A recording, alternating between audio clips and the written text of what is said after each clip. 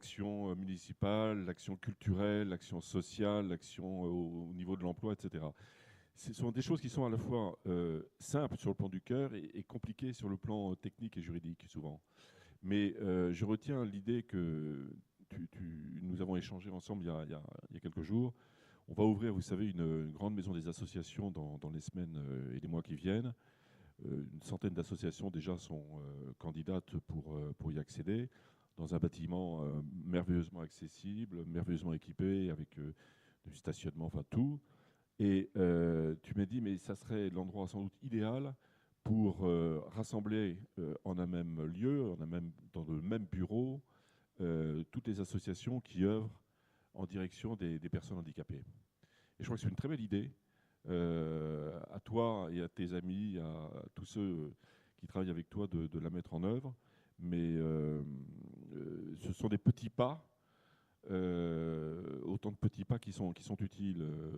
Moi, j'ai toujours considéré que la question du handicap était à la fois une priorité humaine et politique, au sens municipal du terme, et national évidemment, mais ici c'est à Lavore. On s'était forcé depuis des années de rendre les équipements publics tous accessibles, etc. Ils le sont tous. Les trottoirs ne le sont pas tous, mais ça, la voirie, c'est un problème national. C'est pas un problème uniquement local. Il y a des problèmes de voirie partout parce que c'est cher, parce que c'est compliqué, parce que les règles de rénovation de la voirie sont infernales. Mais bon, on y arrive petit à petit.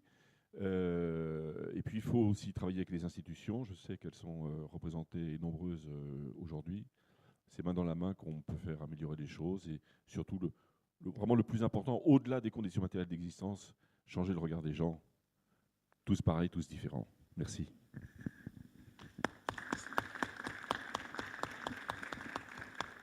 Alors, avant de commencer de travailler, Olivier, on va te laisser un petit peu exercer ton art de musique. Et on va attendre un petit morceau. Alors, c'est un petit medley, il m'a dit, hein, juste. Et ensuite, il se présentera et on parlera de son livre.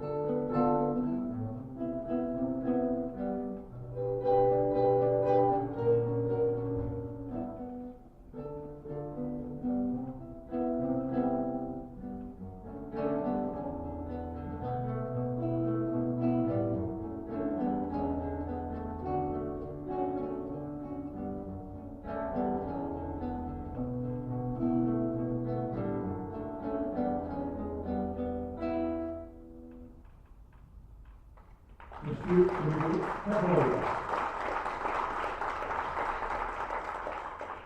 Je peux te rapprocher de moi. Je vais juste faire une petite exposition sur le thème de notre journée. Être différent, c'est aussi être vivant. Oui, oui, c'est être vivant, mais c'est aussi ne plus avoir honte de son handicap. C'est pouvoir vivre dans une société où on est tous pareils. Tu le disais, Bernard, on est évidemment tous pareils. Il y a tout le monde. On peut tous apporter une pierre à l'édifice social et culturel de notre société. On est là, on est présent. On peut faire des choses exceptionnelles. Il faut juste qu'on puisse y croire nous-mêmes et on pourra avancer ensemble. Alors, je te laisse te rapprocher. Allez, Olivier, maintenant, tu vas pouvoir te présenter. On te laisse te mettre en place. Voilà. Alors, qui es-tu, Olivier? Alors, oui. Donc, je suis... On m'entend? Oui. Oui, donc, je suis sur la région mazamétaine, atteint donc d'une maladie, myopathie facio-scapulo-humérale. Et ce que j'explique dans le livre, c'est une sorte de, comme me le faisait remarquer William, une sorte de résilience grâce à la musique. Donc ce que je vous ai joué, c'est une partie de mes compositions. J'ai su rebondir grâce à la musique et oublier mes soucis, mes douleurs musculaires au quotidien.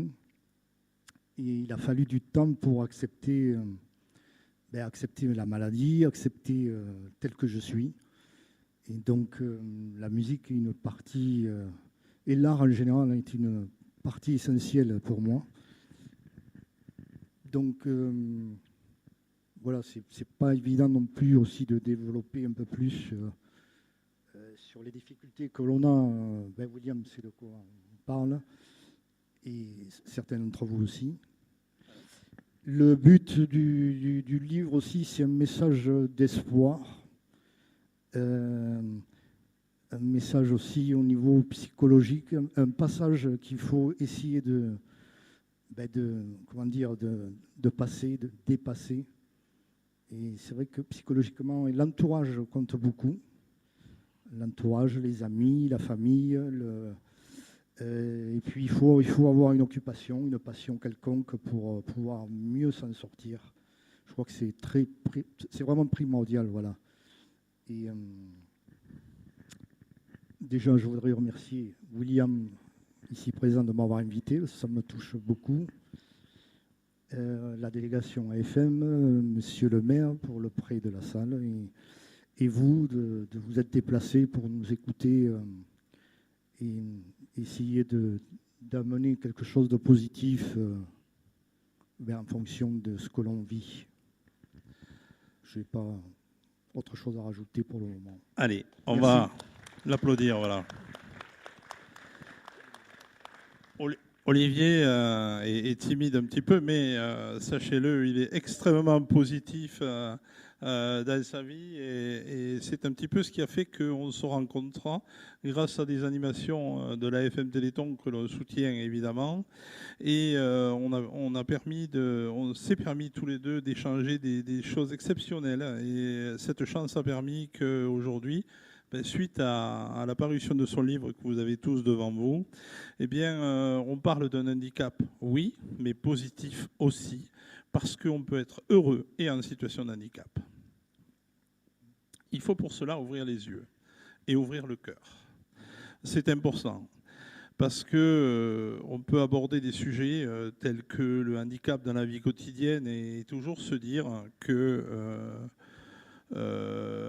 il faudrait qu'on puisse aujourd'hui, dans cette conférence, parler vrai. Donc je vous laisserai la parole pour certains. Il faudra qu'on laisse le temps à la parole, qu'on puisse échanger et même poser des questions. On n'est pas là pour résoudre les problèmes personnels et intimes de chacun, mais je crois que nous devons apprendre tous ensemble à parler vrai, vivre, aimer, travailler, rêver dans un monde pensé pour d'autres corps, pour d'autres rythmes, pour d'autres évidences.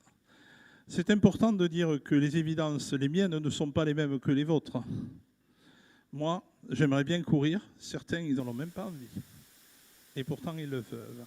Je fais cette traverse d'humour, tout simplement pour vous dire que, oui, parfois, on peut faire les choses et on ne les fait pas. Et parfois, on ne peut pas faire les choses et on voudrait bien les faire.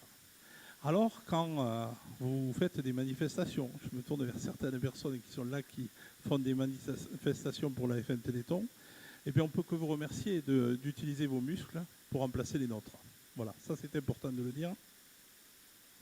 Mais aussi, pour le handicap, il y a le vécu du handicap quotidien, le regard des autres. Je me tourne vers Nora parce qu'avec Nora, on a eu cet échange il n'y a pas longtemps. Sur le regard des autres, sur le fait que parfois on nous prend pour des idiots. On peut, moi ça m'arrive d'aller faire mes courses et la caissière par exemple va parler à ma chère et tendre et pas à moi. Mais elle va demander le monsieur comment va-t-il aujourd'hui, par exemple. Je suis là à côté d'elle, ça m'arrive. C'est fréquent, c'est pas rare. C'est un peu choquant, c'est un peu surprenant parce qu'on peut répondre, en effet. On est en capacité de répondre, je le crois. Et surtout, nous tous, là, ici présents, on a des handicaps visibles, mais on a aussi des handicaps invisibles. Et si je parle de la caisse, c'est que tout à l'heure, on évoquera des scènes que m'ont précisé des personnes et qui souhaitaient ne pas s'exprimer aujourd'hui, je le regrette, mais m'ont demandé d'en parler, de ce qu'ils ont vécu. C'est important. C'est important aussi que cette inclusion soit à la fois concrète et discrète. On n'est pas obligé de s'étaler en disant « ouais, on a rendu service à toutes les personnes en situation de handicap, on est juste des génies extraordinaires ». Voilà, pas du tout. Et d'ailleurs, je prends pour exemple les métiers autour du handicap, que ce soit les éducateurs, les personnes qui accompagnent les personnes en situation de handicap, les AESH, je ne les oublie pas. Les parents, tout ce monde-là est silencieux. Pourtant, quel travail ils font. Quel formidable travail ils font. D'ailleurs, je vous propose qu'on les applaudisse déjà, parce que c'est important.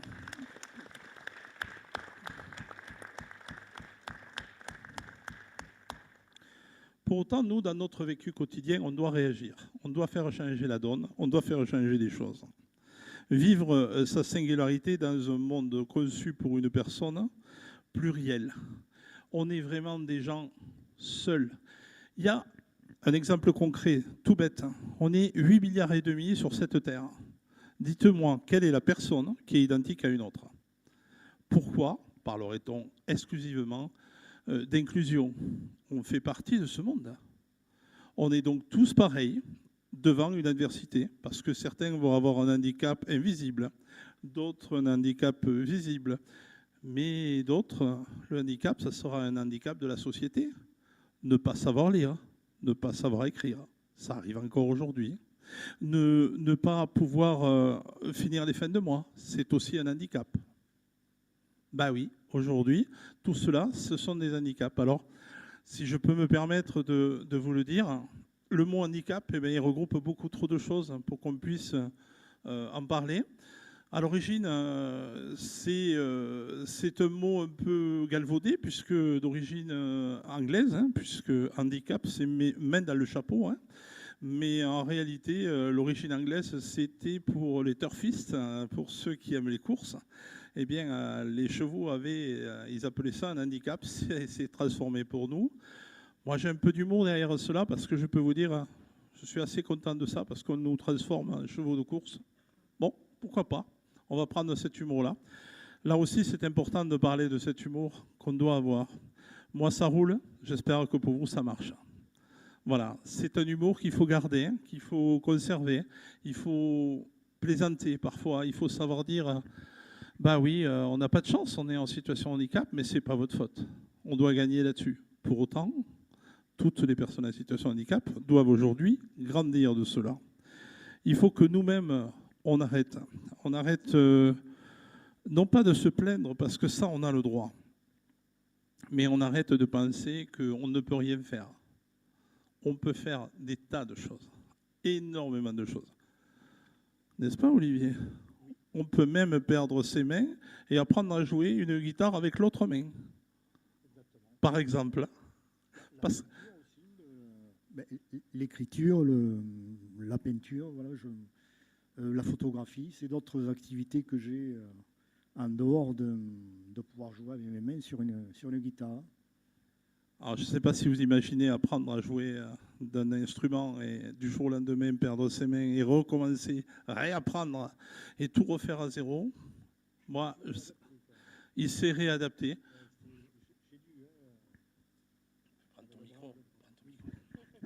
Non, il parlait de travail, enfin manuel, oui. J'ai dû me réadapter avec la main droite parce que je ne pouvais plus jouer à un moment donné de la guitare avec un Mediator.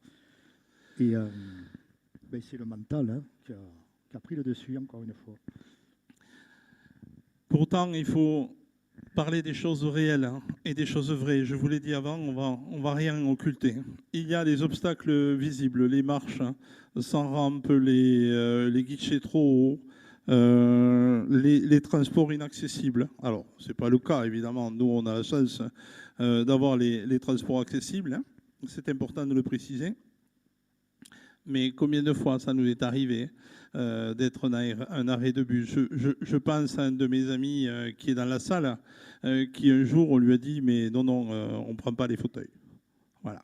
C'est important de le dire, hein, que c'est un échec de savoir que quand on est en fauteuil roulant, par exemple, ou même simplement parce qu'on a un handicap qui fait qu'on ne peut pas évoquer les choses clairement comme tout le monde, hein, eh bien on ne nous veut pas à un endroit. Parce que, non, mais toi, on ne veut pas que tu parles au micro parce que tu parles mal. Waouh! Pourquoi? Chaque fois, ce sont des différences. Ça peut être une rampe, ça peut être des marches. Qui, dans sa vie, qui a une situation de handicap, n'a pas rencontré des difficultés? Qui? Y compris les parents, parce qu'on les oublie parfois. Il y a des parents là dans la salle hein, qui ont des enfants en situation de handicap. Eh bien, combien de fois ils ont eu à porter leur enfant pour accéder à un endroit parce qu'il n'y avait pas de possibilité? C'est juste fou. Combien d'aidants, combien d'éducateurs ne l'ont pas fait aussi? C'est exactement ça. On est dans une société où rien n'est prévu. Mais la faute à qui? Eh bien là, je vous dirais qu'on est tous responsables. Je fais cette analyse avec quelques années de travail pour justement les personnes en situation de handicap. Ça fait plus de 15 ans que je m'occupe de travailler auprès des personnes en situation de handicap. Ce que je peux vous dire, c'est que trop souvent, les personnes ne s'expriment pas. Et c'est bien dommage. Ou ils s'expriment mal. Et c'est aussi dommage. Mais je crois que nous tous, ensemble, on devrait pouvoir se dire qu'il faudrait arrêter toutes ces normes qui ne servent à rien, à part faire perdre du temps.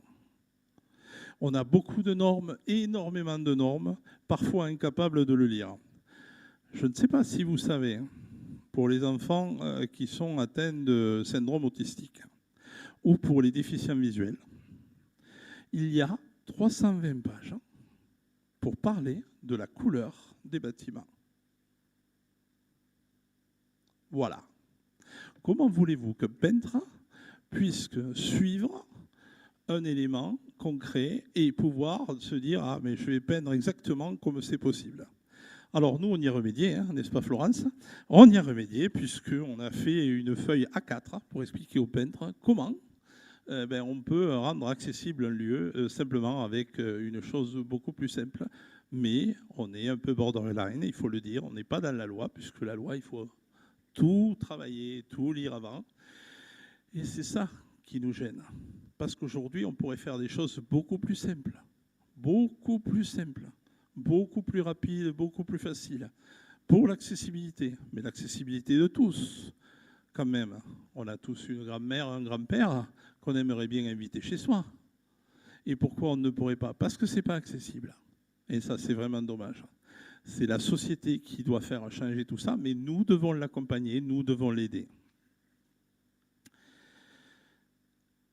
Tu voulais dire quelque chose là-dessus? Parce que je sais que tu as vécu des choses au niveau du handicap, où il y a des moments où ça a été compliqué pour toi. Oui, il y a eu des passages très difficiles à maîtriser. Oui. Mais bon, toujours pareil, au bout d'un moment, il faut que psychologiquement, il faut se reprendre. C'est là où on peut trouver la force, justement. La force, je ne l'ai plus dans mon corps, hein, au niveau musculaire, mais au bout d'un moment, c'est là-dedans que ça se passe. Et comme je disais, l'entourage est très important, d'être soutenu. Voilà, le soutien. Alors, je crois que votre présence à beaucoup d'entre vous est là pour soutenir les personnes en situation de handicap. C'est très important de le faire. C'est très important d'être avec nous. Je vais vous parler maintenant de l'enfance à la vie d'adulte, enfance et scolarité. Par exemple, la différence devient on devient un cas particulier parce que nous avons une différence. Aller à l'école, c'est facile pour la plupart des gens. Y aller parce qu'on ne comprend pas tout ce qu'on nous dit. Généralement, on nous dit non, tu n'as pas à venir. C'est pas ta place. Ah bon? Comment cela? C'est pas possible. Eh bien, si on peut être accompagné, bien sûr que si, bien sûr qu'il faut se faire aider. Alors tout à l'heure, monsieur le maire a dit un truc là sur les associations. Alors je confirme ça. En fait, on essaye de monter un programme à 3 grosses associations sur l'Avor. Donc évidemment, il y aura la FM Téléthon, mais il y aura certainement l'APF France Handicap avec nous. Il y aura l'ADA, ça c'est sûr. Et on sera plusieurs à pouvoir recevoir les familles et les personnes en situation de handicap. C'est important de le préciser maintenant parce que si c'est aussi ça, se soutenir les uns les autres, s'accompagner les uns les autres. Les enfants apprennent à saluer leurs camarades en fauteuil. Moi, j'ai un témoignage d'une jeune fille qui est venue me voir en me disant que elle avait un copain surdoué. Alors, elle me l'a même, je ne me rappelle plus, de Captain America, je crois que c'était quelque chose comme ça, je ne sais plus comment on l'appelle. Mais elle me disait, cette petite fille, qu'elle avait un petit copain qui était super, il était en vélo, c'était juste un Superman, parce qu'il arrivait à tout faire. Il faisait l'école mieux qu'elle, il apprenait mieux qu'elle, et pourtant il n'avait pas de jambes. Et c'est juste le témoignage d'une petite fille qui m'a touché, parce qu'elle avait raison. Elle avait raison. Parce que pour elle, c'était juste un petit copain. Pour le reste de la société, la plupart du temps, on vous dit que vous êtes, que vous n'êtes pas capable, pas compétent. Et ça, je voudrais qu'on le change aujourd'hui. Je voulais commencer par vous poser une question à tous. Est-ce que vous pourriez m'aider et me dire votre prénom, chacun là? Est-ce que vous pouvez me dire votre prénom? Allez-y, tous ensemble. Je sais que c'est bizarre, mais je vous expliquerai pourquoi. Allez, on y va, tous ensemble. Votre prénom? Florence. Merci beaucoup. Vous allez voir que c'est important. C'est important, ce petit jeu du prénom. Vous allez voir qu'on va y revenir. Et c'est essentiel.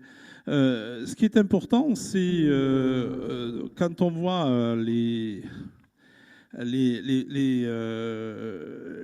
aidants, souvent, sont mal vus, maltraités, mal accompagnés.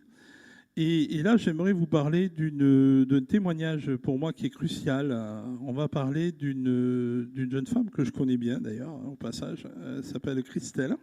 Et elle est un peu stressée, d'ailleurs, mais c'est pas grave. Elle est un peu stressée, Christelle. Alors, elle va se présenter, s'il te plaît. Quand je dis je la connais bien, c'est parce qu'on porte le même nom. Et en fait, c'est ma belle-fille. Voilà. Bonjour, donc je suis Christelle Renaud. Donc ça fait 10 ans que je suis à ESH sur Albi. Donc je suis là pour accompagner les enfants en situation de handicap.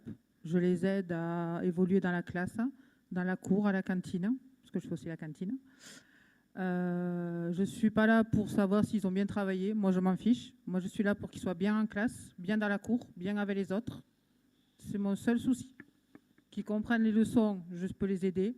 Je peux les aider à comprendre. Mais le travail, ce n'est pas moi, c'est le professeur. Alors, comme tu dis, tu fais rien.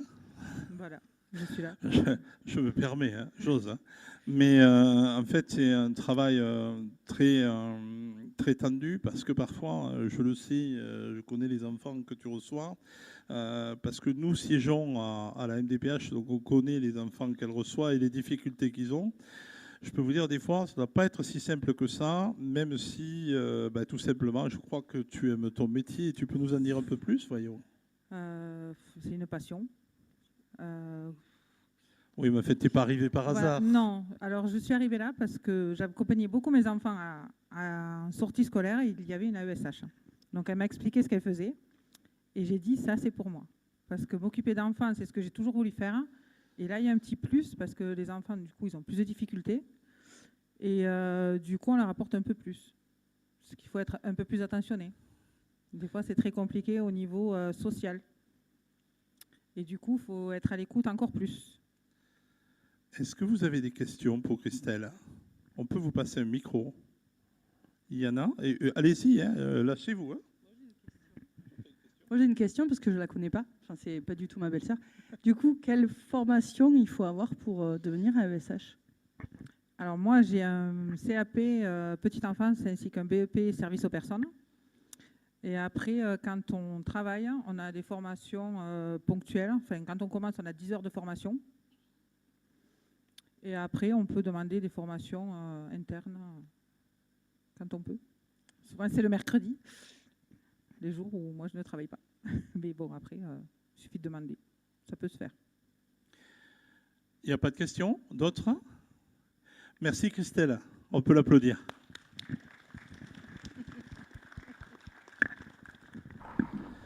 Pour les personnes handicapées, au niveau de la vie professionnelle, il faut souvent prouver nos compétences. Ça, c'est un vrai lien que je voudrais avoir. Il y avait des entreprises. Est-ce qu'il y a une entreprise, je ne me rappelle plus s'ils sont là. Non, je ne les vois pas. Ils vont arriver en retard. Il y a des entreprises qui emploient des personnes en situation de handicap. Il faut savoir que leur façon de voir le handicap a totalement changé pour certains. Certains employeurs, au départ, employaient toute personne qui venait. Elle remplissait une case, si je puis dire, de leurs besoins. Et donc la personne correspondait, il la prenait, point. Qu'elle soit valide ou en situation de handicap. Et petit à petit, ça fait son chemin pour certains. Ils se disent quand même que le personnel valide a bien changé. Ils s'entraident, il y a un accompagnement. Et tout ça, ça a changé parce qu'il y a des personnes en situation de handicap dans l'entreprise. Ça change même la morphologie de l'entreprise. Ça, c'est un témoignage d'une personne sur le Tarn, qui a une entreprise sur le Tarn, sur le COS même, je peux la citer, sur le COS au niveau du Tarn. Et il faut savoir que ces entreprises-là, au départ, n'étaient pas destinées à prendre des personnes en situation de handicap. C'est juste parce que les personnes correspondaient à leurs besoins. Et tant mieux. On peut au moins se dire qu'il faut les féliciter. Mais il y a un autre problème derrière cela.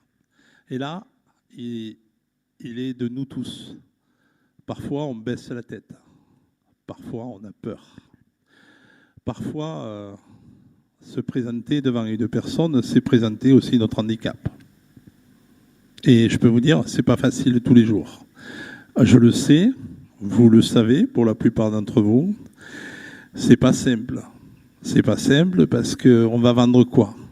On va vendre notre handicap ou ce qu'on est vraiment. Qu'est-ce qu'il va voir en premier? Mon handicap ou ce que je suis vraiment? Est-ce que mon CV correspond au fait que, est-ce que j'ai bien marqué que j'étais en situation de handicap? Et chaque fois on revient sur ce mot. Est-ce que je suis vraiment marqué avec la notion de handicap? Tout à l'heure, je vous ai demandé votre prénom. Et la réponse, elle est là. Elle est dans le prénom. Vous êtes tous des personnes, avant même d'être en situation de handicap, avec un prénom. Et cette richesse-là, on ne peut pas vous l'enlever. Vous n'êtes pas un handicapé, vous n'êtes pas une personne qui ne peut pas marcher, qui ne sait pas réfléchir, qui ne sait pas faire ci ou ça. Non, non, vous êtes d'abord un prénom. Et ça, c'est important que je puisse vous faire passer ce message, parce que c'est essentiel. Moi, je suis William, papa de 4 enfants. heureux grand-père de 8 petits-enfants, mais aussi en situation de handicap. Mais c'est totalement secondaire. C'est important pour vous que vous ayez ce message, parce qu'on peut faire des tas de choses. Si on arrive à se vendre demain, à avoir les tripes de se vendre, là c'est un travail qu'on peut faire ensemble. Avec les associations, on peut vous accompagner. N'ayez pas peur de ce que vous êtes. Vous êtes des gens formidables. Ne l'oubliez pas. C'est pas parce que vous avez un handicap, visible ou pas. On va y revenir dans quelques minutes. Mais le pire, c'est quand il n'est pas visible et que votre employeur l'apprend. Là, c'est catastrophique. Donc c'est vrai qu'on est obligé de se déclarer en situation de handicap, comme si on avait envie de brandir « Ouais, regardez-moi, je suis handicapé ». Ça, c'est catastrophique. Ça, c'est vraiment catastrophique. Donc oui, on peut faire des choses. Oui, on peut se battre. Oui, on peut se défendre. Mais il faut forcer, nous, le trait et dire « Oui, on est capable de ». Il faut en être sûr. Et pour ça, eh bien, il faut qu'on travaille avec vous, il faut qu'on vous accompagne. Si vous pouvez le faire seul, c'est génial, mais sinon on va vous accompagner. Et d'ailleurs, si vous y êtes arrivé seul, dites-nous-le, parce que du coup, on va vous présenter d'autres amis à vous qui auront besoin de votre démarche. Parce que c'est ça, c'est ce que nous appelons, nous, la paire aidance, être père identique à l'autre et aider et accompagner l'autre. Ça, c'est vraiment essentiel, sans attendre plus. C'est important. Le handicap, ce n'est pas une tare. C'est important de le préciser. On est tous en situation de handicap un jour dans sa vie, ne serait-ce que parce qu'on est âgé. Donc finalement, ce n'est pas une honte d'être âgé. Et pourtant, un jour ou l'autre, on est tous en situation de handicap, même quand on est valide. C'est important de se rappeler que ce prénom, il est essentiel. Alors maintenant, on va avoir un témoignage. Alors l'employeur, c'est foutu. On va... Désolé. Hein. La vie intime et sociale. Alors, j'ai découpé un peu la vie d'une personne en situation de handicap, vous l'avez compris depuis le début. Là, je voulais parler de la vie intime et sociale, mais aussi du regard des autres par rapport à celle-ci. Ouais, moi, il m'arrive de prendre la main de ma chère et tendre. Ouais, je sais, on a passé l'âge, mais ça nous arrive. Alors, vous voyez, comme quoi, on est obligé de s'expliquer, même quand on a passé l'âge. Et oui, même au-delà de 60 ans, on peut prendre la main de sa chère et tendre. C'est quand même une belle chose, il me semble. Et c'est important. Mais est-ce qu'il regarde vraiment quoi? Eh bien, ça m'est arrivé de me dire, tu as de la chance d'avoir une femme qui compatit. Ah, je ne savais pas qu'elle compatissait. Elle va en parler tout à l'heure. Elle aura le temps de s'en exprimer. Mais ouais, je ne savais pas qu'elle compatissait. Et vous allez voir qu'elle n'est pas toujours aussi compatissante qu'on le croit. Mais simplement, c'est normal. Parce qu'un aidant, ce n'est pas un punching ball. Ce n'est pas une personne obligée à faire les choses. C'est quelqu'un de notre famille qu'il faut savoir respecter. C'est pas aussi simple que ça d'être un aidant, c'est pas aussi simple que ça d'être une personne en situation de handicap. Et les deux doivent se comprendre. La discussion, la communication, savoir trouver sa place les uns et les autres, c'est essentiel. Cette vie intime et sociale, on peut parler de sexe. Ah ouais, on va en parler un petit peu. Pourquoi pas? C'est important de préciser que quand de jeunes gens viennent me voir, un est en situation de handicap, l'autre non, et me disent « mais on a du mal à se mettre en public ». Waouh, là j'ai un peu de mal moi aussi à entendre ça. Mais non, c'est beau l'amour, et il doit être là, peu importe. J'ai des personnes en situation de handicap, les deux, qui nous ont dit, avant la déconjugalisation, vous savez qu'on a beaucoup travaillé pour déconjugaliser la hache, l'allocation adulte handicapé, parce que jusque-là, il n'y avait qu'une hache qui rentrait par couple. Et donc les gens vivaient en couple, mais ne le disaient surtout pas. Ensuite, ils se sont mariés. On peut être fier de ça, parce que quand même, il y a des gens qui sont arrivés au mariage grâce à une loi. Ça, je ne suis pas sûr qu'on doit en être si fier que ça. Mais c'est malheureux, c'est une société qui fonctionne comme ça. Et c'est important de préciser que ce soit un besoin d'une envie de côtoyer une personne d'un autre sexe, d'une différence avec nous, ben, c'est important de pouvoir avoir une relation ou du même sexe, au fait. J'ai fait exprès d'en parler comme ça. Parce que souvent, les personnes en situation de handicap, moi j'ai un couple qui sont dans le coin, dans le secteur même, et qui me disent souvent, mais nous regardent plus parce qu'on est 2 filles ou 2 hommes, je ne vous dirai pas qui c'est, bien sûr, mais on nous regarde plus parce qu'on est 2 filles ou 2 hommes que parce qu'on est 2 personnes en situation de handicap. Comment est-ce possible ? Le handicap est-il aussi marqué au fait qu'on ne puisse pas être 2 hommes ensemble, 2 femmes ou 2 personnes qui ont envie simplement de partager un moment d'amour? Mais on va plus loin. Il y a des handicaps lourds. Et il y a des moments de tendresse. Ce n'est plus de la sexualité. C'est des moments de tendresse. Et ça, c'est important de le respecter et de savoir le trouver. Parfois, on pense que le sexe, ce n'est que du sexe. Mais lorsqu'il y a un enfant ensuite, on fait comment? Ouais. Est-ce que, je vous pose la question à tous là, est-ce qu'en situation de handicap, on doit ou on peut avoir des enfants? Bah, le sujet se pose parfois dans notre société. Il ne devrait pas se poser ainsi. La question ne devrait jamais même se poser ainsi. On est tous différents, certes, mais on doit tous pouvoir être parents et tous avoir ce choix.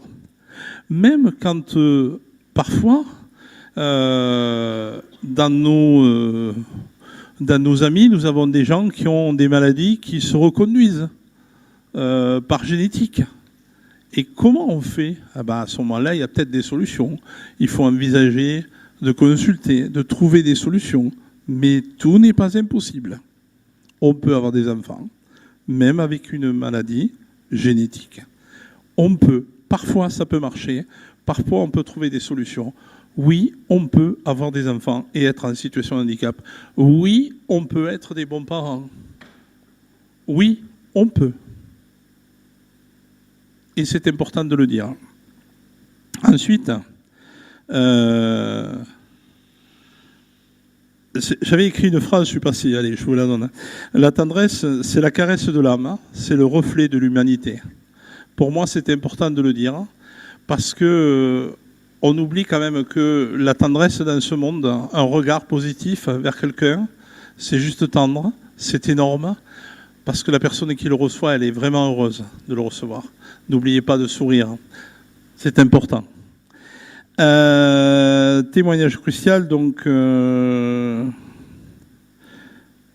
aide de vie. Alors, est-ce que tu veux, Christophe, intervenir? Alors, d'abord, on va te passer un micro. Voilà. Tu vas te présenter et tu nous dis qui tu aides. Voilà. Oui, bonjour tout le monde.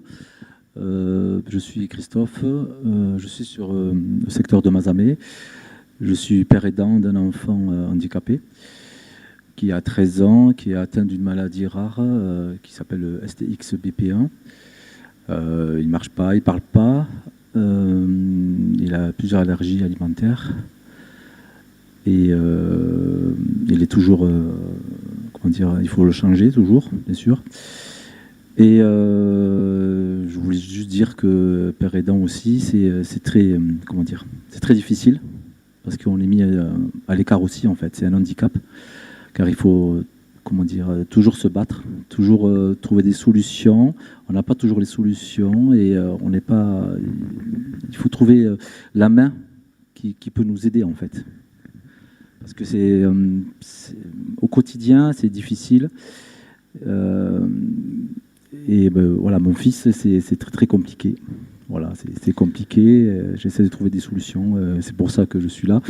Grâce à Olivier, j'ai fait la rencontre de William et de toute l'équipe, et je voulais les remercier.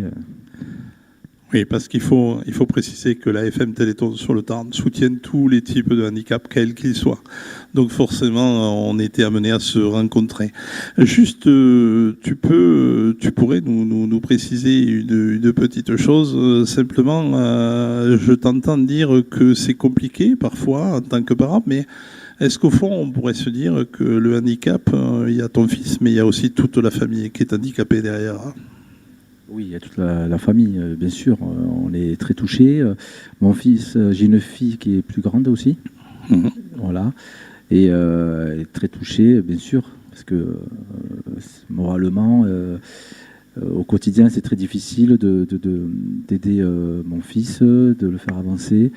Et il faut garder l'espoir, comme tu dis. Il faut donner beaucoup d'amour grâce aux amis, à la famille.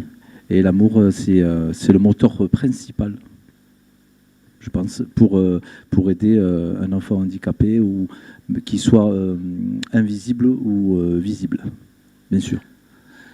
Est-ce que vous avez des questions? Est-ce que vous voulez lui poser des questions? On a prévu à chaque fois qu'on recevait quelqu'un que vous pourriez lui poser des questions. S'il y en a, n'hésitez pas.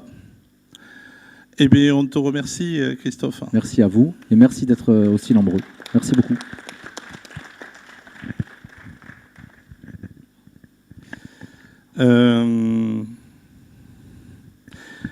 Ça va être à toi. Alors, tant qu'on y est, on va parler des témoignages. C'est important. Alors, Florence, tu as une double casquette, hein, toi? Double? Oui. Double, triple et plus. Hein. Oui, même, oui. Non, mais là, pour le fait d'être aidant, tu as une double casquette. Tu es une aidante professionnelle, mais aussi tu es une aidante familiale. Ah bon? Alors, tu peux te présenter, allez.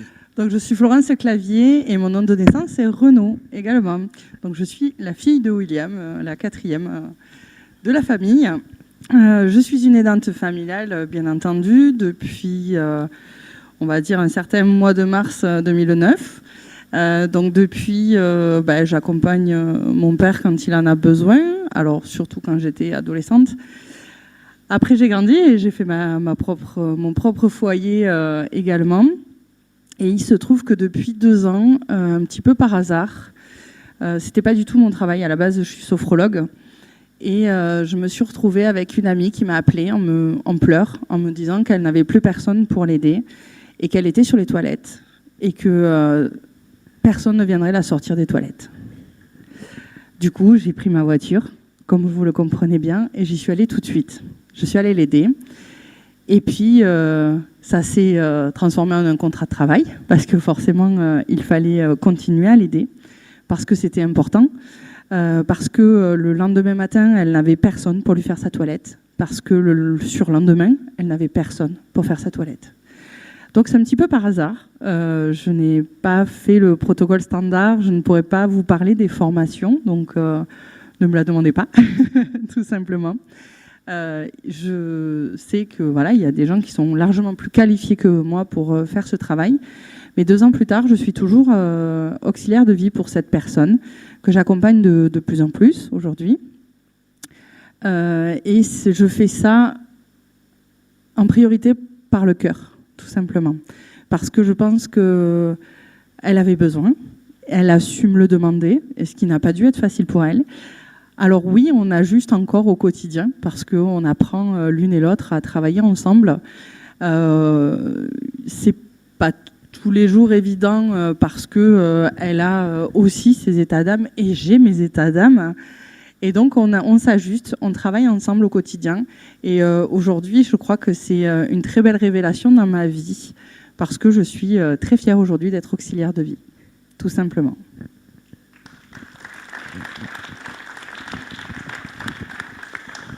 Tu laisses le mot, le micro à Catherine. Alors, je vous avais dit tout à l'heure qu'elle s'exprimerait, hein, rassurez-vous. Alors, c'est ma chère et tendre, donc depuis un peu plus de 40 ans, 45. C'est ma chère et tendre, donc je vais te laisser te présenter. Et j'aimerais que tu nous parles de cette dualité, le fait que parfois des aidants, eh ben, il faut savoir mettre de la distance. Voilà, je te remercie. Oui, donc moi je suis Catherine, donc je suis son épouse depuis pas mal d'années. Et quand il est arrivé dans le champ du handicap, ça a été très difficile pour moi de gérer, parce que j'avais un homme sur qui je me reposais, et puis du jour au lendemain, c'est moi qui ai pris en charge un peu plus la maison. Après, au niveau du handicap, j'ai fait avec. Et puis comme il y a des jours où ça va, et puis il y a des jours, quand il me, disons, gonfle un peu, je le remets un petit peu en place, parce que sinon, ça n'irait pas, quoi. Et on fait avec, on partage toujours notre amour, et puis je crois que c'est l'essentiel.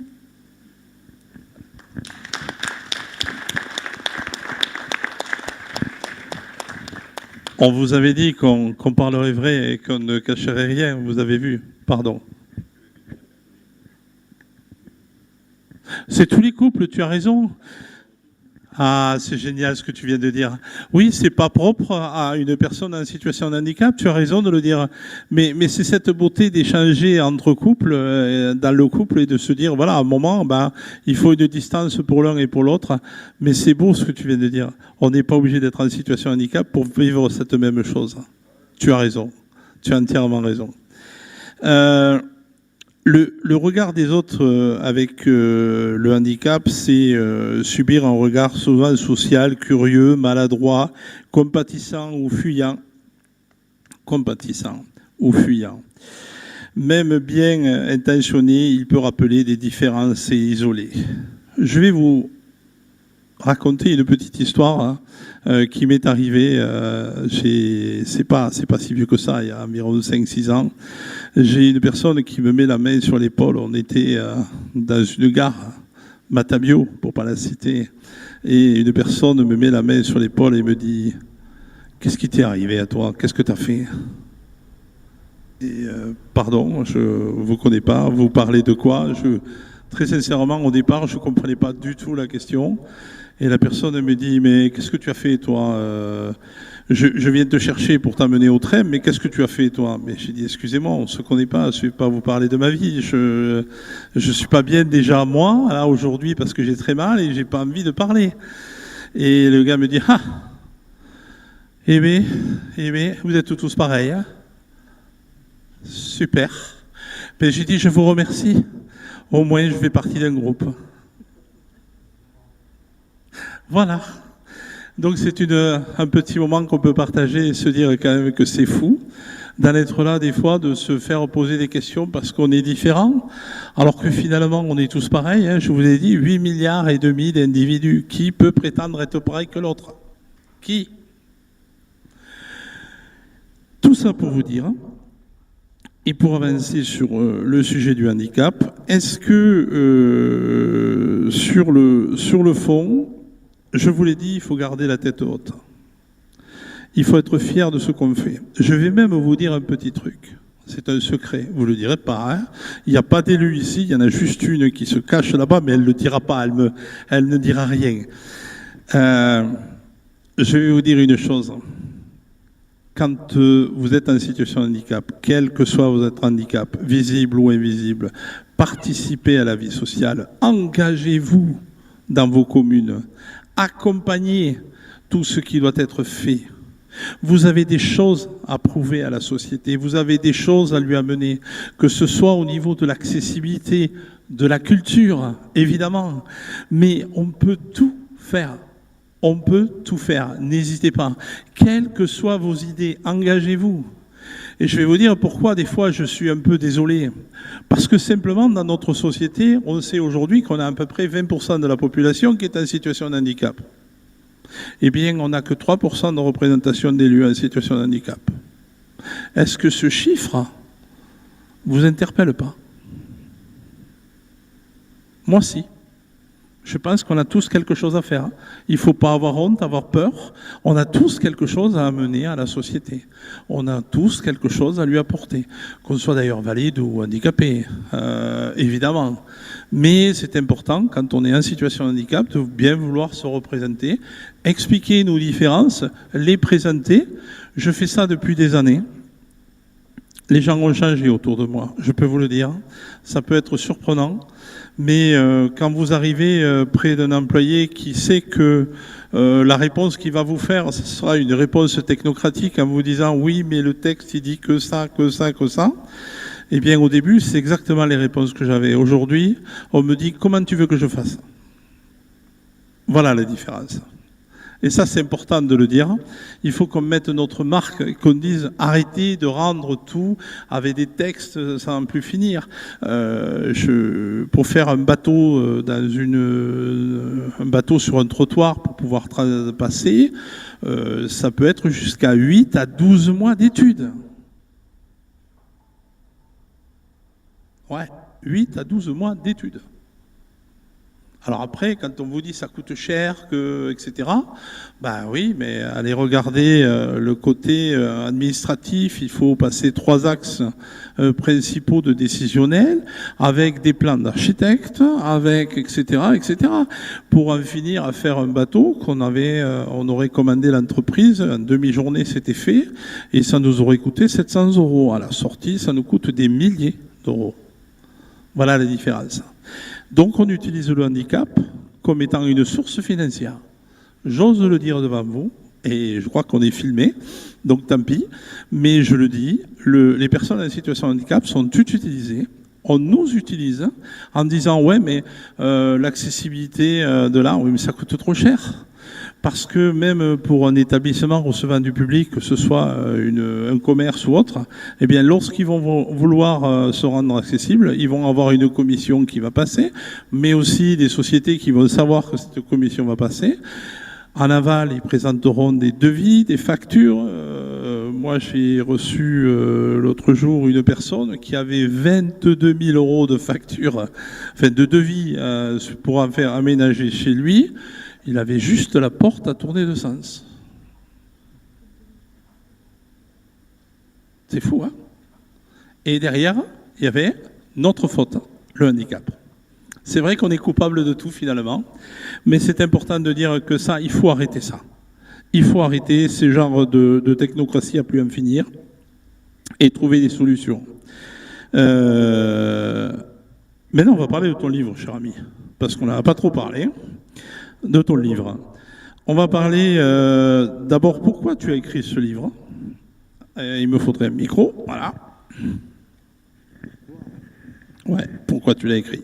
Est-ce que tu avais besoin d'écrire tes sentiments Oui, je pense que c'était une sorte de libération d'ailleurs. L'écriture, hein.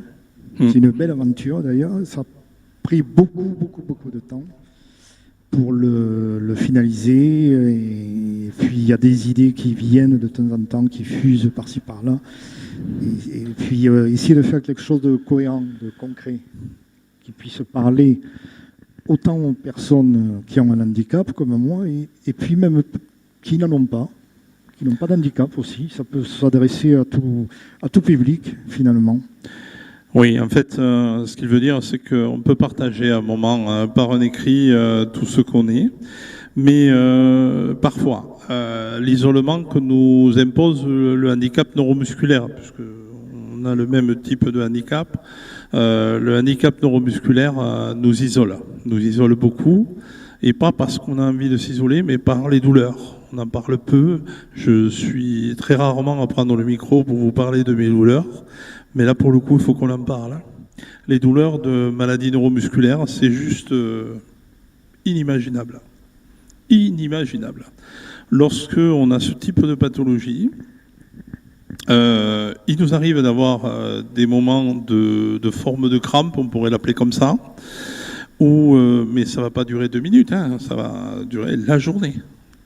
La journée, et des fois plus. Plusieurs jours pour moi. Et parfois plusieurs jours. Il n'y a rien. Il n'y a aucun traitement. Jour et nuit même, je rajoute. Ouais. Pas forcément... Oui, d'ailleurs, on ne dort pas beaucoup, alors que nous, il nous faut beaucoup de sommeil. Mais c'est jour et nuit, et même tous les gros produits que vous connaissez pour enlever les douleurs, ben, ça ne marche pas. Non. Il n'y a rien qui fonctionne. On se fait plaisir, et de temps en temps, on prend un placebo, on va prendre un beau gros médicament fort, mais en réalité c'est un placebo, on ne va pas se mentir, ça ne sert à rien. Ça ne sert à rien parce qu'il n'y a pas de solution. Ça, c'est important de le dire. Du coup, quand ma chère Étendre vous disait que je pouvais être désagréable, c'est le cas. Et c'est vrai, ça m'arrive.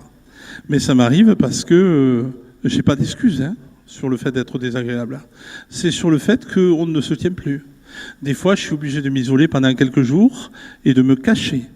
Parce que sinon, si vous venez me parler, vous allez trouver que William, il est un peu désagréable aujourd'hui. Il pique un peu. Ça fait partie des choses que nous avons. Mais, croyez-moi, pour avoir fait le tour des personnes en situation de handicap, quand on est en fauteuil, quand on est pendant longtemps assis, quel que soit le handicap, et bien au bout d'un moment, les douleurs, elles viennent. Elles viennent et elles sont là. Et elles sont en permanence aussi. Parfois, il y a des solutions, parfois, il n'y en a pas. Voilà, c'est important de vous dire que si vous croisez une personne en situation de handicap qui n'est pas toujours agréable avec vous, eh bien, il faut oser lui dire. Il faut lui dire, bon, aujourd'hui, je vois que ça ne va pas, donc on se reverra un autre jour. Et voilà, on avance. Mais n'ayez pas peur, on ne change pas comme ça du tout au tout, c'est parce que parfois on ne peut pas. Parfois on ne peut pas accepter la conversation. Moi, je voulais vous parler d'initiatives positives de personnes qui ont... alors, l'école inclusive, par exemple, si on en parle, de personnes qui ont accepté les personnes en situation de handicap très rapidement, d'associations qui soutiennent toutes les familles, mais aussi qui acceptent des gens dans leur rang. Et là, je vais faire un petit break, je vais parler de la délégation. Alors, la délégation du Tarn, c'est la délégation AFM Téléthon du Tarn. Nous sommes un petit peu différents, on va dire, de tous les autres groupes. On parlera tout à l'heure de l'AFM Téléthon, ce que c'est. La délégation AFM Téléthon du Tarn, c'est pour soutenir toutes les familles. Nous les accompagnons. Nous faisons, parfois, nous cherchons des personnes qui ont la même maladie ou les mêmes difficultés pour faire ce qu'on appelle de la pérédance, c'est-à-dire être pareil que l'autre et être accompagné par l'autre. Ça marche à chaque fois. Lorsqu'on a des personnes qui ont fait un parcours et une autre qui va faire un parcours, à chaque fois, on peut les faire avancer. C'était important de le dire. Nous, la délégation, nous savons faire avancer les gens. Mais combien on a de personnes de la délégation aujourd'hui? Alors, à la sono, on a Julien. Julien qui... voilà, on peut l'applaudir. Qui est venu avec ses enfants d'ailleurs. On peut les applaudir aussi parce qu'ils sont souvent avec nous. Voilà. On a Gaëlle qui est là-bas. Voilà. Qui a la particularité de s'occuper de la petite enfance. En fait, elle a la spécialité de savoir gérer toutes les difficultés de la petite enfance. On a Lalou, alors voilà, Lalou, c'est ma petite fille. On peut l'applaudir aussi. De la délégation, ben oui, on a Catherine encore, voilà. Alors, Catherine, elle fait un travail assez sympa parce qu'elle explique aux familles, aux aidants, elle leur explique la distance qu'il faut arriver à prendre. C'est important parce qu'elle arrive à bien l'expliquer avec les mots que je n'ai pas moi. C'est pas les mêmes que nous avons. Et puis il y avait Yann. Est-ce qu'il est là, Yann? Non, il est reparti. Il est reparti. Et il y a donc Florence et William. Alors, moi j'ai pris, alors pas par qualité, mais j'ai pris depuis quelque temps la délégation à bras le corps, simplement parce que malheureusement notre délégué est trop malade pour continuer la délégation, donc je le remplace. Voilà. Mais c'est pas par qualité, je le précise. Donc on espère que bientôt certaines personnes vont faire la formation et ils vont passer délégués du Tarn. Voilà. Donc c'était important de faire ce petit break pour vous expliquer que nous avons souhaité vous inviter, mais aussi de vous parler de deux mots, parce que lorsqu'on est dans une association, que ce soit la FM Téléthon ou autre, on est d'abord des citoyens. On doit être sans juger, on est là à l'écoute des autres.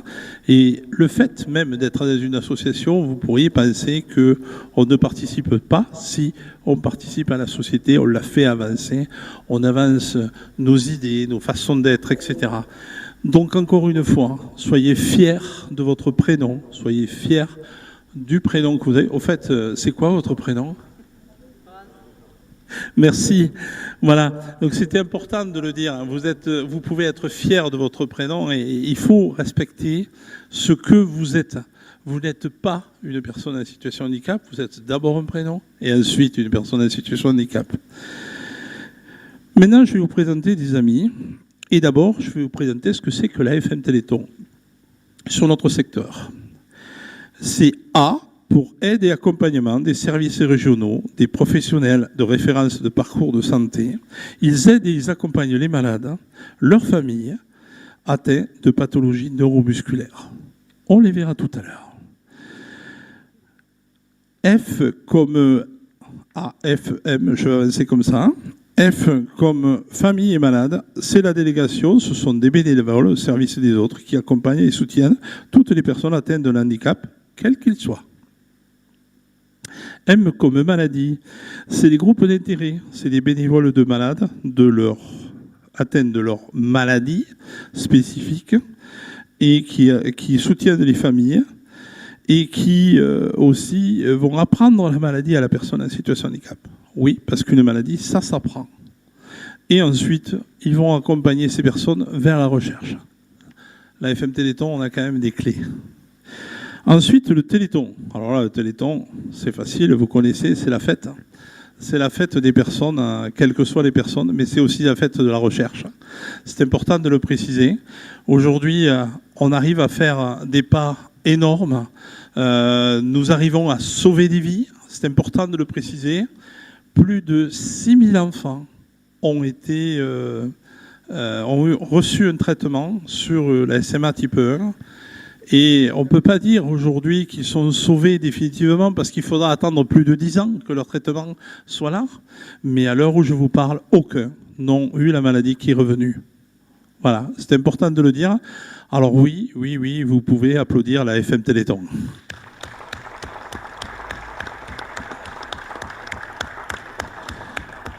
Maintenant, on va parler des... Oui, j'ai un peu changé le fil, ils sont perdus un peu, mes deux amis.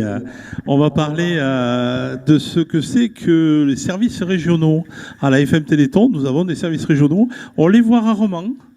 Alors, ils sont très invisibles chez nous. C'est une des premières fois, je crois, où ils sont venus. Alors, ils sont un peu stressés et on va leur laisser la parole.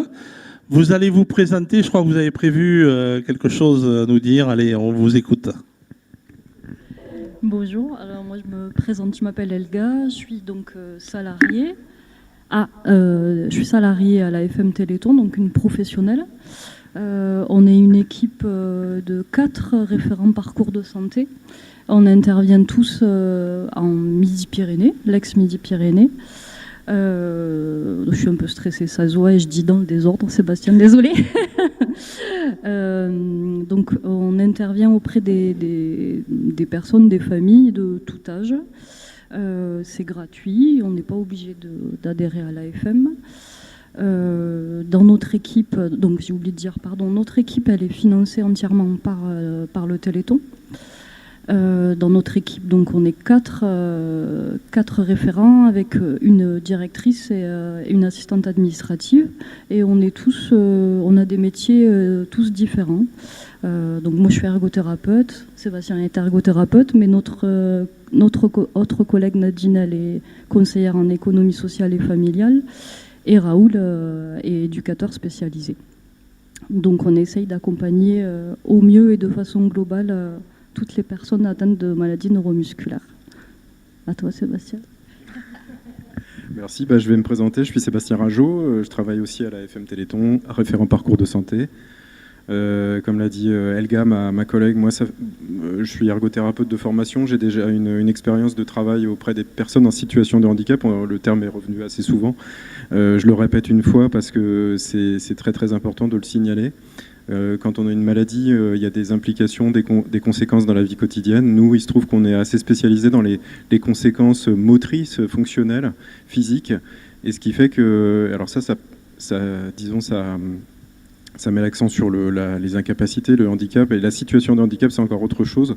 C'est-à-dire qu'effectivement, pour vivre avec une maladie qui a des conséquences sur le plan fonctionnel, et ben, il y a des difficultés qui vont se présenter dans la vie quotidienne. On va essayer de trouver des solutions pour compenser des difficultés, que ce soit sur le plan matériel.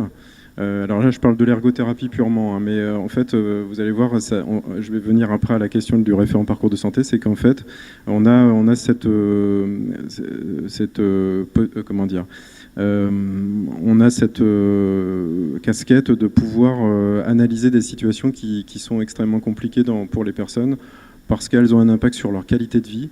Et on va essayer, sur tous les plans, hein, ça va être scolaire, ça va être au niveau de la vie familiale, au niveau de l'emploi, au niveau à tout point de vue. Donc dans les parcours de vie, ce qu'on appelle les parcours de vie, on ne s'intéresse pas uniquement au parcours de santé, mais au parcours de vie des personnes de manière globale.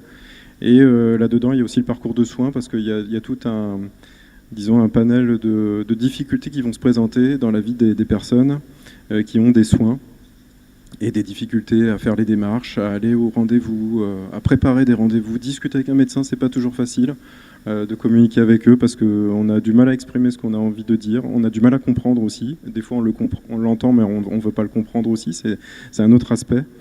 Donc les aspects psychologiques, M. Cabrol en a parlé. C'est vrai que c'est très très important aussi de ce point de vue-là, d'apporter... d'avoir cette approche aussi avec les personnes, de pouvoir les aider aussi dans l'accompagnement sur le plan psychologique, parce qu'on sait très bien qu'il y a des impacts majeurs en fait sur le plan simplement du vécu de la maladie et de ce que ça peut renvoyer comme chose négative. Alors bien entendu, je finis là, William il me regarde là. Il y a un aspect très très positif aussi, et vraiment vous avez mis l'accent dessus, William en particulier, c'est les aspects positifs de la santé, comment on peut voir de manière positive la santé. Il y a des courants dans la santé qui se développent, par exemple, je ne sais pas si la salutogénèse, ça vous dit quelque chose. C'est un terme un peu barbare pour expliquer qu'en fait, la santé, on peut le voir de différentes manières. Donc c'est un peu comme la politique du verre vide ou le verre à moitié vide ou le verre à moitié plein.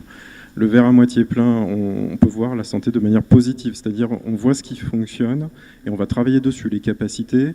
Si on les mobilise comme il faut, en fait, on va devenir performant. Et c'est ce que disait William, en fait, si vous êtes seul, vous faites rien, il y a une espèce de déconditionnement, en fait. C'est comme le déconditionnement physique, pardon. En fait, vous allez vous déshabituer, le terme n'est pas très beau, mais en fait, on va prendre de mauvaises habitudes, on va plus rien faire, et puis finalement, on va se dire, ouais, je suis pas capable de faire, en fait. Et en fait, il faut aller à l'encontre de ce courant-là, il faut être motivé, bien sûr. Il y a la question de la motivation, c'est les aspects cognitifs, les aspects psychologiques, comportementaux. Ça peut être fait seul quand on en a la capacité. Et puis je rejoins ce que disait William, c'est on peut être aidé aussi pour ça. Donc il y a des professionnels pour ça. Nous, on est là pour aussi faciliter les démarches des personnes, les parcours de santé, orienter des fois vers des professionnels divers et variés. Voilà. Je m'arrête là. Très bien, on peut les applaudir. Je suis assez fier de vous dire que c'est un métier qui a été inventé par l'AFM Téléthon, RPS, référent parcours santé. Moi, je dis souvent parcours et santé. Parce qu'il y a vraiment les deux. Il y a un parcours de la personne, comment il vit son handicap, comment il vit ses difficultés. Moi, je regrette qu'une chose. Et je vous le dis là tout net, je regrette que ça n'existe pas. Au-delà des maladies neuromusculaires, nous n'aurions pas la capacité, la FM Téléthon, à avoir assez d'employés pour gérer tout le monde. C'est pour ça que nous avons fait le choix des neuromusculaires. Mais c'est quand même regrettable que dans notre société, nous n'ayons pas cet outil-là, ce levier-là, pour simplement permettre aux personnes à la fois de comprendre, d'apprendre, d'appréhender leur pathologie. C'est important. Ce ne sont pas des simples mots, ce sont des mots essentiels. On peut vivre avec une maladie, on peut vivre avec un handicap si on apprend comment vivre avec lui ou avec elle. C'est important, c'est vraiment essentiel. Je voulais vous proposer d'abord une intervention, n'est-ce pas ? Alors, j'avais dit que j'avais beaucoup de casquettes. Je demandé, alors on devait avoir une autre personne qui s'appelle Jacques Revol On s'excuse, il n'a pas pu être là pour des raisons personnelles, mais on va le soutenir, on va l'accompagner, c'est important. Les difficultés de santé, ça arrive à tous, donc on va l'accompagner, voilà. Mais c'est important que vous sachiez qu'il y a 2 coordinations dans le département du Tarn. Là, on voit marqué Nord. N'est-ce pas ? Et parce qu'elle a plusieurs casquettes, et que je vous le disais, qu'elle en a pas mal. Et il y a le Tarn Sud, donc pour ceux qui sont habitués au Téléthon de Lavore, pour le Voreton qui est là aussi, c'est le Tarn Sud. Donc Catherine, tu vas remplacer Jacques. Non, elle ne va pas remplacer Jacques aujourd'hui, mais en tout cas, un petit mot sur le Téléthon. Donc on vous a parlé de la FM Téléthon dans sa généralité. La FM Téléthon, pour rappel, c'est l'Association française contre les myopathies, on en a parlé. Et le Téléthon est venu se rajouter il y a quelques années maintenant et qui permet de récolter de l'argent pour la recherche et pour le financement, bien entendu, des services régionaux. Aujourd'hui, on arrive à faire des choses exceptionnelles et j'ai un super porte-affiche, comme vous voyez, c'est pratique. Et je vais vous parler en premier du petit Noé. Noé, c'est un petit garçon qui est atteint d'une amyotrophie spinale de type 2.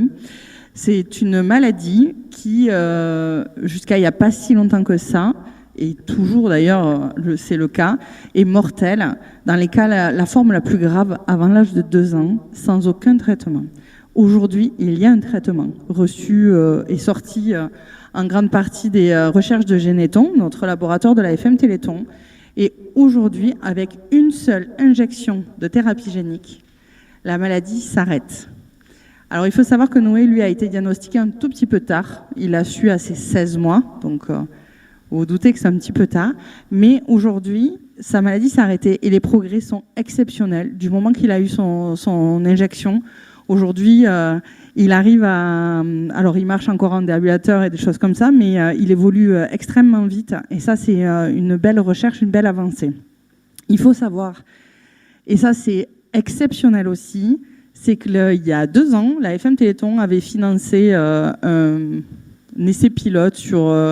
le fait de dépister en néonatal toutes les naissances dans la région Grand Est et Nouvelle-Aquitaine. Et aujourd'hui, maintenant, on peut le dire officiellement, depuis le 1er septembre, la Haute Autorité de Santé a validé et accepté ceci. Toutes les naissances en France sont dépistées contre la myotrophie spinale. Donc ça, c'est une très belle recherche et avancée grâce à la FM Téléthon. Ensuite, je vais vous parler du petit Paulin. Paulin qui a la maladie la plus emblématique et la plus connue de la FM Téléthon, c'est la myopathie de Duchenne. Je pense que beaucoup, vous l'avez déjà entendu parler de cette maladie. Cette maladie, aujourd'hui, est en essai et avance, évolue. Il n'y a pas encore de traitement. Mais par contre, il y a des recherches. Et notamment, il y a un essai pivot qui va commencer dans pas longtemps.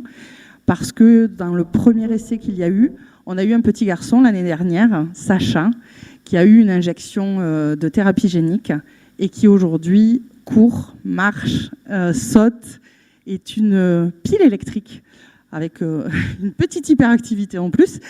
Donc c'est vraiment une pile électrique et qui n'est pas du tout en fauteuil alors qu'il devrait être en âge d'avoir des muscles qui s'atrophient de plus en plus et passer en fauteuil. Donc c'est une vraie réalité et évolution. Alors Paulin, lui, n'a pas eu d'injection encore, mais par contre, nous espérons qu'il pourra faire partie de l'essai pilote qui va commencer là, normalement au mois d'avril, si je ne dis pas de bêtises, mais c'est une question comme ça. Voilà. Ensuite, voici Maxence. Et si je vous les présente, c'est que ce sont les 4 ambassadeurs de cette année. Maxence, qui lui est atteint de la maladie de Danon, c'est une maladie ultra rare. Alors déjà, les maladies rares, il n'y en a pas beaucoup. Mais alors, ultra rare, c'est une naissance sur 1 million. Donc voilà. Donc lui, il a 14 ans et à partir de ses 10 ans, il a commencé à avoir des problèmes cardiaques importants. Il a une mise en place même d'un défibrillateur interne. Et aujourd'hui, il arrive à vivre grâce à ça. Et d'ailleurs, il est rassuré de l'avoir parce que ça prend le relais quand son cœur peut défaillir. Il a des problèmes musculaires et des problèmes d'apprentissage également. Alors, il n'y a pas de recherche directement sur sa maladie, mais par contre, aujourd'hui, il y a l'étude, ce qu'on appelle l'histoire naturelle, qui est en train d'être étudiée. C'est avant même de créer un essai clinique, il faut connaître la maladie. Donc, en fait, les chercheurs prennent un panel d'enfants ayant cette maladie pour découvrir, apprendre à quel âge il y a eu des évolutions, qu'est-ce qui s'est passé. Ça permet d'avoir vraiment une idée de la maladie. Et donc cette histoire naturelle, lui, il en fait partie sur sa maladie, et donc c'est quand même une belle évolution parce que si l'histoire naturelle amène à un essai clinique, il pourra faire partie de de cette recherche. Donc lui, par rapport au laboratoire ISTEM, il est dedans. Et enfin, Lucie qui a 20 ans, alors, qui est atteinte d'une calpaïnopathie, je l'ai bien dit, et du premier coup. C'est une myopathie des ceintures. Donc, c'est une maladie qui va toucher les muscles de ses hanches et de ses épaules. C'est une jeune fille qui, du coup, a appris finalement récemment sa maladie. Elle l'a su en novembre de l'année dernière. Donc, c'est pour vous dire, ça fait 1 an qu'elle est au courant de sa maladie. Et pourtant, elle a pris à bras le corps, si je puis le dire. Alors, c'est une sportive qui se retrouve un petit peu bloquée aujourd'hui. Sa bête noire, c'est les escaliers, par exemple. Elle a vraiment du mal à les monter. Par contre, elle avait vraiment envie de trouver des solutions pour sa maladie. Il y a des recherches qui se font sur des calpaïnopathies, mais pas exactement sa forme à elle. Et du coup, elle a décidé d'aller chercher sur Internet. Et elle a trouvé un chercheur. Elle a trouvé un chercheur de la FM Téléthon qui cherchait qui voulait travailler sur l'histoire naturelle, ce que je vous ai expliqué pour le petit Maxence. Mais en fait, ça s'est passé pareil pour elle. Elle l'a appelé. Et il se trouve qu'il avait encore une place pour le travail sur l'étude de l'histoire naturelle de la maladie sur sa calpaïnopathie. Et donc, elle a pu intégrer le travail sur l'histoire naturelle de sa maladie. Donc ça, c'est plutôt chouette. Et donc, en espérant que ça puisse porter sur un essai clinique. Voilà. Concernant le Téléthon, parce qu'en fait, c'était pour ça que j'avais pris la parole, mais comme tu m'as lancé sur les affiches, voilà. Ces 4 affiches, c'est des affiches de campagne. Les affiches de campagne nationales, c'est-à-dire que vous pouvez les retrouver n'importe où sur le pays. Et vous saurez qu'il y a potentiellement des actions Téléthon sur le secteur. Donc ça, c'est plutôt chouette. C'est des enfants aussi que vous retrouverez sur le plateau de la télévision si vous regardez, et je suis sûre que vous le faites, si vous regardez l'émission avec Nagui et Sophie Davant. Donc ça, je pense que vous avez tous l'habitude en décembre de le voir. Mais sur le terrain, qu'est-ce qui se passe? Alors, il se passe des choses exceptionnelles et merveilleuses. Sur le Tarn, moi, je m'occupe donc du Téléthon du Tarn Nord, et mon collègue Jacques Revol s'occupe du Téléthon sur le Tarn Sud. C'est-à-dire qu'on a chacun la moitié du département et qu'on accompagne des organisateurs. Des organisateurs, c'est des gens comme vous qui décidez de faire une action pour le Téléthon. Vous décidez de vendre des crêpes, vous décidez de faire un gala de danse, vous décidez de faire une démonstration sportive, vous décidez, je sais pas moi, de faire des baptêmes de voiture, du gospel, voilà, du gospel. Ça, c'est les lions, c'est ça? J'ai déjà le programme du Voreton, c'est pour ça. Voilà, donc en fait, c'est une association ou une personne qui décide de faire une action pour le Téléthon, de récolter un maximum d'argent, et puis derrière, faire donc un document officiel avec les coordinations, et nous, on vous accompagne et on vous donne le matériel nécessaire. Donc ça, c'est ce qu'on fait. Vous pouvez retrouver toute la liste des animations que l'on fait sur le Téléthon du Tarn, soit sur... Alors, désolé, on est très réseaux sociaux, mais vieux réseau social. Donc, nous ne sommes que sur Facebook, voilà. Je suis désolée.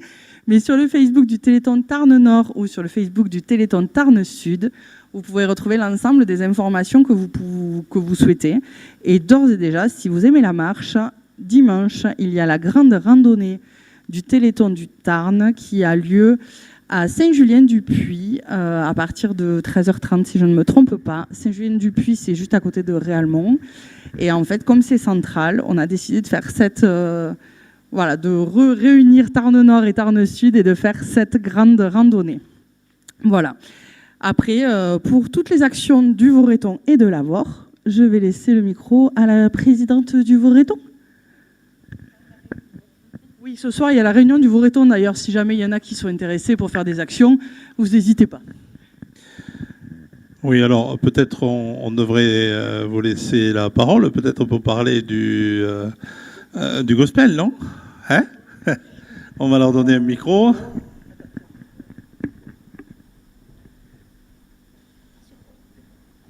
Ouais, même pas peur. Bonsoir à toutes, bonsoir à tous. Donc, je suis André Jean Sarion, je représente le Lions Club. Le Lions Club qui est auprès de la FM Téléthon, même avant que la FM Téléthon existe, donc il y a plus de 40 ans, hein, puisque nous sommes les premiers, je dirais, aidants de la FM Téléthon, et nous avons accompagné la FM Téléthon pendant tout ce... Rapproche-toi pour les caméras. Ah, pardon. Nous avons accompagné la FM Téléthon pendant tout ce projet. Nous étions le 36-37, 25 000 lions derrière les téléphones. Aujourd'hui, bon, les choses ont changé, Internet a repris un petit peu le flambeau, et donc nous menons des actions. Voilà, en faveur du Téléthon. Là, ce que nous allons mener comme action, c'est relativement simple. Et on le fait à peu près chaque année. L'an dernier, on a fait une pièce de théâtre. Et cette année, donc, on fait un gospel à l'église Saint-François, le samedi 6 décembre à 20h30. Donc, vous êtes tous invités à venir avec nous pour ce gospel. Et le matin, c'est un samedi, donc le matin, il y a le marché. Et donc, vous nous retrouverez face au kiosque, où on vend plein de petits trucs, on vend du salé, du sucré, on vend des pins, on vend plein de choses. Et tout l'argent qui sera récolté, à l'euro près, sera reversé au Téléthon. Je te remercie. Voilà. Donc il y aura d'autres animations, mais on communiquera bien sûr hein, pour les autres animations. Je vais clôturer, faire une petite conclusion de ce qu'on a vécu. Pour autant, ne partez pas, d'abord parce que toutes les personnes qui sont là intervenant vont rester 2 minutes, mais pas trop longtemps pour certains parce qu'ils doivent rentrer chez eux. Si vous voulez savoir comment on devient RPS, si vous voulez savoir ce que fait une AESH, etc., eh bien, il reste là. Si vous voulez parler à un parent, un papa, il y en a plusieurs, hein, mais des papas et des mamans qui accompagnent des enfants, il y en a plusieurs ici. N'hésitez pas à venir en parler. On est là pour vous accompagner aussi. Donc, conclusion, tu avais quelque chose à dire, non? Oui, donc il y a le verre de l'amitié, bien sûr, qui sera offert tout à l'heure. Hein, il est offert à tout le monde. On prendra le temps de discuter à ce moment-là. Conclusion, une société humaine avant tout, c'est ce que nous réclamons. Je pense qu'on peut tous se dire qu'il faut que la société s'humanise. Il faut que le handicap ne définisse pas une personne. On n'est pas en situation de handicap par plaisir, mais simplement parce que c'est notre vie à nous. On n'a pas choisi, et pourquoi nous? Et pourquoi pas nous? Voilà, c'est la vraie question qu'on doit se poser. Il en fait partie, relève de ce que nous partageons, la fragilité, les besoins de lien, mais aussi la beauté de l'humanité. Moi, je voudrais conclure par une phrase tout simplement, mais je dirais encore quelque chose après. Inclure, c'est aimer sans condition. Inclure, c'est aimer sans condition. Je pense que la société devrait prendre cette phrase et comprendre que tout le monde a le droit d'être inclus dans cette société et non pas exclu. C'est important. Alors, à l'abord comme ailleurs, on dit la vérité, on ne lâche pas, on ne lâche rien, surtout c'est important. Et pour revenir à ton livre, cher ami, nous avons pris la décision tout à l'heure, le maire était là, nous avons pris les décisions d'en offrir un. Alors, je vais le faire personnellement, j'en offrir un à la médiathèque. Donc, puisque tu es là, cher ami, voilà. Vous pourrez le lire aussi donc à la médiathèque. Voilà, il sera à disposition. Et c'est important de préciser que, vous voyez, notre ami tout à l'heure a joué un morceau de musique, il a écrit un livre. Ça veut dire que même la culture dépasse le handicap, dépasse largement le handicap. C'est pas parce que je suis handicapé que je sais composer comme lui, hein. Alors, pas du tout, hein. Je sais même pas lire. Oui, elle se fout de moi parce qu'elle sait que je sais même pas lire un morceau de musique, pour tout vous dire. Je suis ignare, totalement ignare. Mais voilà, donc c'était important de préciser que d'abord le handicap, c'est le sourire, c'est pouvoir vous amener tous vers une solution. On a tous le droit de grandir. C'est pas parce qu'on est en situation de handicap qu'on n'est rien. On est tout simplement des personnes différentes, mais aussi vivants. Voilà.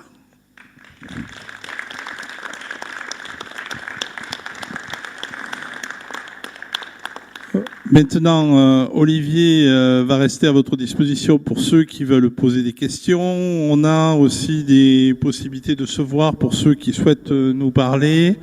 Si vous avez des difficultés personnelles, on prendra rendez-vous, évidemment. Hein. On ne va pas en parler là devant tout le monde, à l'évidence, mais on restera à disposition si vous en avez besoin. Il y avait une précision, il y a une partie du livre qui va à la FM Téléthon. Exactement. Oui.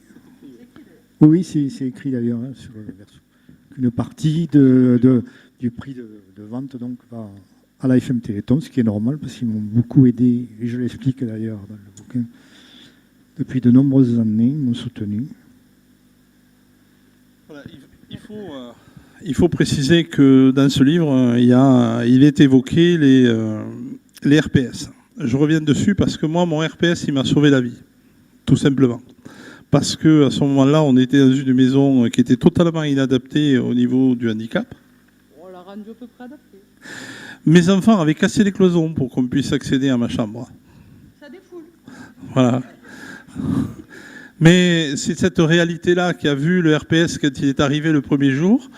Je peux vous dire, heureusement qu'il est arrivé chez moi parce que je crois que là, j'en pouvais plus. Hein. Il était temps qu'il arrive. Et grâce à un RPS, on peut dire que, moi je le dis, il n'est plus dans nos équipes puisqu'il a pris la retraite, Monsieur Bernard Moulis, mais il m'a clairement sauvé la vie. Moi je le dis, je n'ai pas honte de le dire. Et c'était une chance de le rencontrer. Et vous voyez qu'on a besoin des fois d'avoir un morceau, un moment de lumière. Je ne serais pas en face de vous si Bernard n'était pas rentré chez moi. Voilà. Merci à eux, merci à tous. Prenez soin de vous. Vous pouvez venir discuter. Je vois qu'il y a des jeunes gens, s'ils ont envie de parler. On est là avec vous. On est là pour discuter de ce que vous voudrez. Merci beaucoup. Et bon après-midi.